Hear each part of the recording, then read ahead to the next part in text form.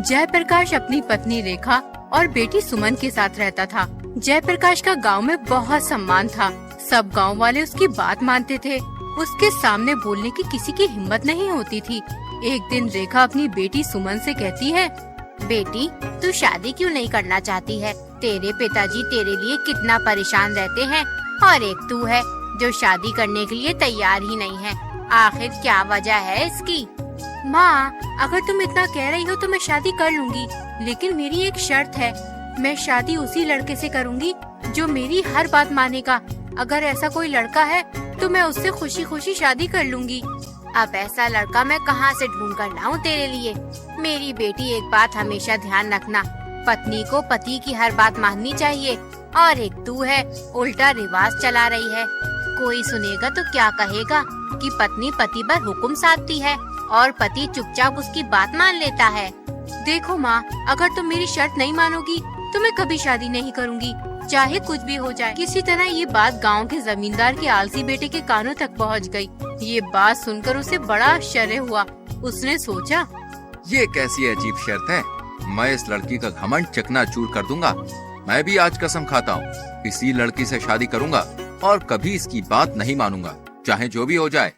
अगले ही दिन कमलेश अपनी माता के पास गया और कहने लगा, माँ, मैं जयप्रकाश की बेटी सुमन से शादी करना चाहता हूँ। क्या हो गया है बेटा तुझे? क्यों मजाक करता है? कल तक तो तू शादी के नाम से मुंह बनाता था और आज एकदम शादी का ख्याल तेरे दिमाग में कहाँ से आ गया? चल मान ले, अगर हम तेरी शादी कर भी दे तो तू अभी कुछ करता धरता भी तो नहीं है। बीवी बच्चों का गुजारा कैसे करेगा? हम तेरा कब तक साथ दे सकते हैं? कभी न कभी तुझे कोई काम तो करना ही होगा। माँ, मैं अभी कुछ सुनना नहीं चाहता हूँ। मुझे बस शादी करनी है, वो भी जयप्रकाश की बेटी सुमन से। तुम पिताजी से बात करके जयप्रकाश के घर जाओ, उसकी बेटी का हाथ मांगने मेरे लिए। रुक्मणी अपने पति उदय भानु से कहती है, बेटा जवान हो गया है, तुम उसका विवाह कर दो, मुझे भी थोड़ी राहत मिल जाएगी। इतना बड़ा घर है, मुझसे इतना सारा काम नहीं हो पाता है। अरे भाग्यवान, तुम ये क्या कह रही हो? कमलेश तो कुछ करता धरता भी नहीं है, सारा दिन घर में यूं ही पड़ा रहता है। मैंने उससे कितनी बार कहा है कि खेतों पर जाओ, काम करो, मजदूरों के साथ मिलकर थोड़ी मेहनत वहनत कर लिया करो, लेकिन वो है कि सुनता ही नहीं। हमारे पास इतनी सारी जमीन है, अगर वो खेती का काम नहीं सीखेगा तो फिर जमीन पर खेती कैसे करेगा? अगर वो चाहता है कि उससे मेहनत नहीं होगी तो मेहनत मत कर, लेकिन खेतों पर जाकर मजदूरों को ही देख लिया करे। मजदूर सही से काम कर रहे हैं या नहीं कर रहे हैं, या समय ही पास कर रहे हैं। अब मैं अकेला कौन कौन सा काम देखूं? तुम सही कहते हो, लेकिन अभी वो नासमझ है। अगर हम इसका विवाह करा देंगे तो ये खुद ही काम करने की सोचेगा और इसका ये आलसीपन दूर हो जाएगा। कहे तो तुम बिल्कुल वैसे सही रही हो। तुम्हारी नजर में कोई लड़की है कमलेश के विवाह के लिए? हमारे गांव में जयप्रकाश जी रहते हैं, वो एक सम्मानित और अच्छे इंसान हैं। उनकी बेटी सुमन बहुत ही खूबसूरत और सुशील है। अच्छा, तुम जयप्रकाश की बेटी सुमन की बात कर रही हो?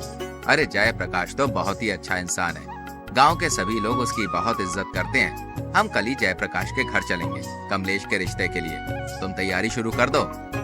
अगले दिन उदय भानु और उसकी पत्नी जयप्रकाश के घर पहुंच जाते हैं। अरे जमींदार साहब, कैसे आना हुआ? सब खैरियत तो है ना? हाँ जयप्रकाश जी, सब ठीक है।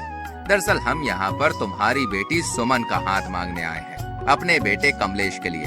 हमें पता चला है कि सुमन बहुत ही शिक्षित और समझदार है। ये तो बहुत अच्छी बात है, आपने बिल्कुल सही किया जमींदार साहब। इससे हमारी दोस्ती रिश्तेदारी में बदल जाएगी।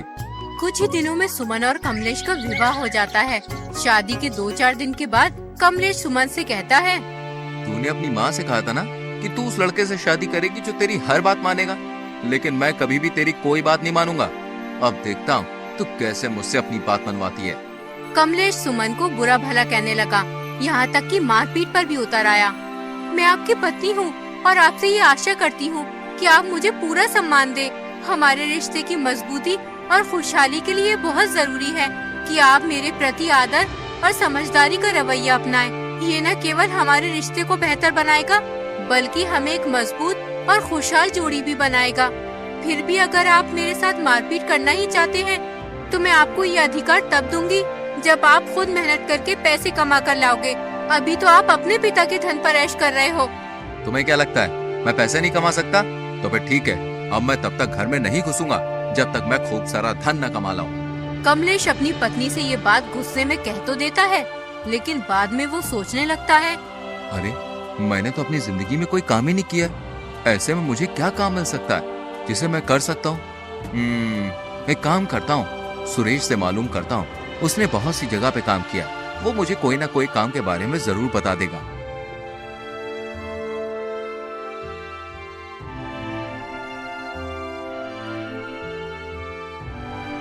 कमलेश सुरेश के घर पहुंच जाता है और सुरेश से कहता है, सुरेश, तुमने यार बहुत सी जगह पे काम किया है, मुझे भी कोई काम करना है। तुम्हारी नजर में कोई काम हो मेरे लिए तो मुझे बताओ।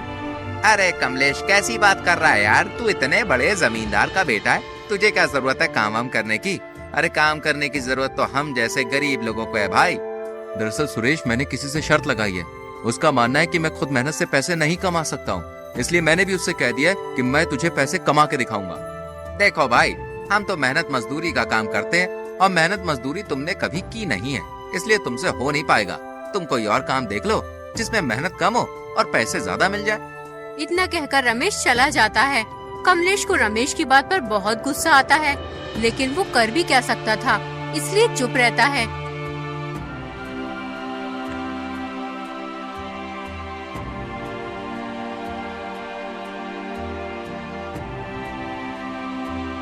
अब कमलेश बगैर किसी को कुछ बताए धन कमाने की तलाश में निकल पड़ता है।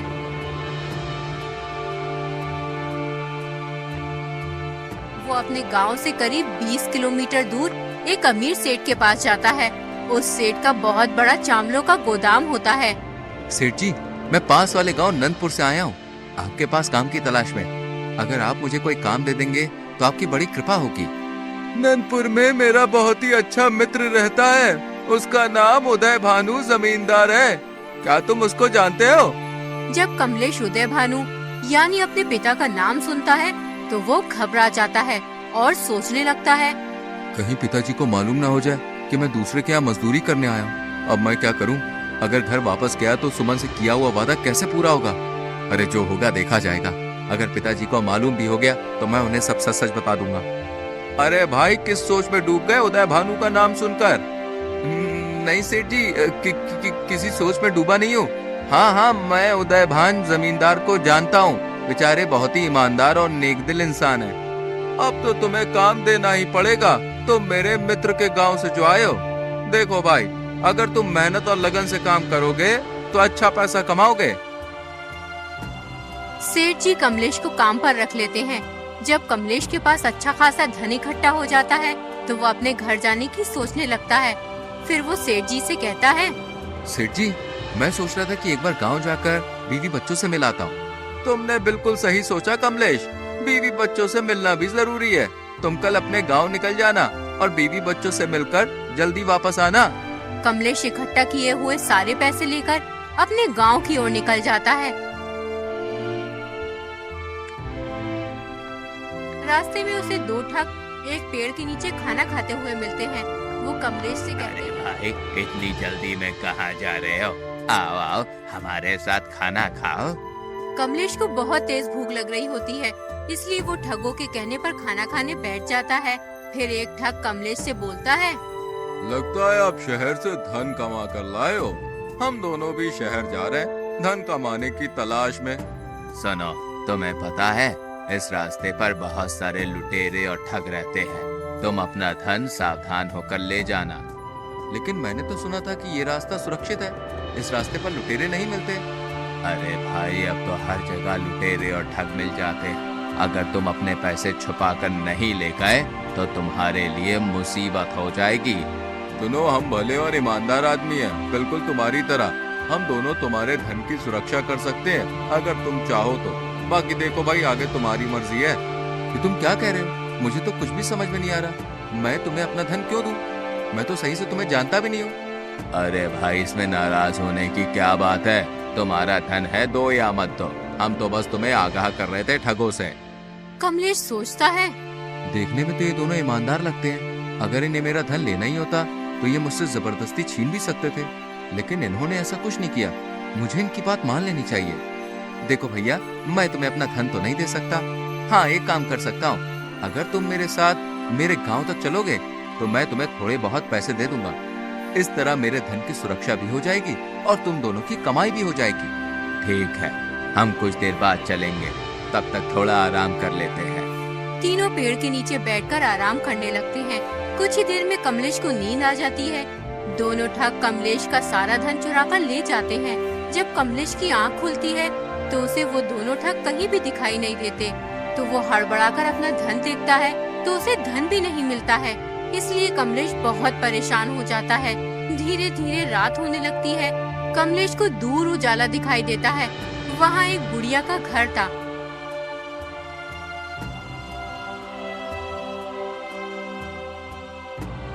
कमलेश ने बुढ़िया से कहा, मैं शहर से धन कमा कर लाया था। रास्ते में मुझे 2 आदमियों ने ठग लिया। मैं बहुत थका हुआ हूँ। क्या आप मुझे अपने घर में ठहरने के लिए थोड़ी सी जगह दे सकती? बुढ़िया बहुत ही नेक दिल की औरत थी। उसकी कोई औलाद नहीं थी। उसने कमलेश को अपने घर में रुकने की आज्ञा दे दी। बुढ़िया एक छोटी सी चाय की दुकान चलाती थी, जिससे वो अपना गुजर बसर करती थी। कमलेश ने बुढ़िया की चाय की दुकान पर काम करना शुरू कर दिया। कुछ ही दिनों में बुढ़िया की चाय की दुकान काफी बड़ी हो गई। इससे खुश होकर उसने कमलेश को बहुत सारे पैसे दिए। बुढ़िया से पैसे लेकर कमलेश सोचने लगा, अब मेरे पास खूब पैसे हो गए और घर से निकले हुए भी बहुत दिन हो गए। अब मुझे घर चलना चाहिए। इस बार बहुत ही सावधानी से जाऊंगा और उसके बाद सुमन पर रौब दिखाऊंगा। कमलेश ने बुढ़िया से घर जाने की इजाजत मांगी और फिर अपने घर की ओर चल दिया। घर पहुंचकर कमलेश ने सारा धन जो कमाया था सुमन को दे दिया और फिर बोला, तुमने कहा था ना, जब मैं अपनी मेहनत से धन कमा के लाऊंगा तभी तुम्हारे साथ मारपीट कर सकता हूँ। अब पिटने के लिए तैयार हो जाओ। देखो, मैं तुम्हारे साथ मारपीट करना नहीं चाहता, लेकिन मुझे तुम्हारा घमंड तोड़ना है, इसलिए मुझे तुम्हारे साथ मारपीट करनी होगी। स्त्री को पीटना बहुत बड़ा पाप है। मैं तुम्हारी जीवन साथी हूँ। हम दोनों ने एक दूसरे के साथ जीवन बिताने की कसम खाई है। मैं तुम्हारा हर मुश्किल समय में साथ दूंगी। अगर फिर भी तुम मुझे पीटना ही चाहते हो तो घर के अंदर मारपीट करने का कोई फायदा नहीं है, क्योंकि किसी को पता भी नहीं चल पाएगा कि कमलेश ने अपनी पत्नी को पीटा है। गांव वालों को भी पता तो होना चाहिए कि तुम इतना सारा धन कमा कर लाए हो, इसलिए अपनी पत्नी को पीटना चाहते हो। आज आराम कर लो। तुम बहुत दूर से चलकर आए हो ना, कल सुबह सारे गांव वालों को बुलाकर मुझे उनके सामने पीटना। कमलेश अपनी पत्नी सुमन की बात मान लेता है। अगली सुबह वो सभी गांव वालों को इकट्ठा करता है। जैसे ही कमलेश अपनी पत्नी को पीटने के लिए आगे बढ़ता है, उतने में ही कमलेश के पिता उदय भानु जमींदार वहाँ आ जाते हैं। बदतमीज नालायक, ये क्या कर रहा है? एक स्त्री पर हाथ उठा रहा है। क्या तूने इससे शादी से पीटने के लिए की? जानता भी है, जिस दिन से तू गया है उस दिन से एक दिन भी ये चैन से नहीं सोई है। हर वक्त तेरी याद में रोती रहती है, और एक तू है जो इस मासूम को पीटने के लिए तैयार है। भीड़ के सामने कमलेश शर्मिंदा हो जाता। उसके दिल से सुमन के लिए नफरत मिट गई थी। उसे अपनी गलती का एहसास हो गया था। वो सुमन से माफी मांगने लगता है, यहाँ तक कि उसके पैरों में गिर जाता है। उसके बाद सुमन उसे उठाती है और बोलती है, तुम्हारी जगह मेरे पैरों में नहीं बल्कि मेरे दिल में है। उसके बाद कमलेश ने कभी सुमन से कुछ नहीं कहा और उसकी हर बात मानने लगा।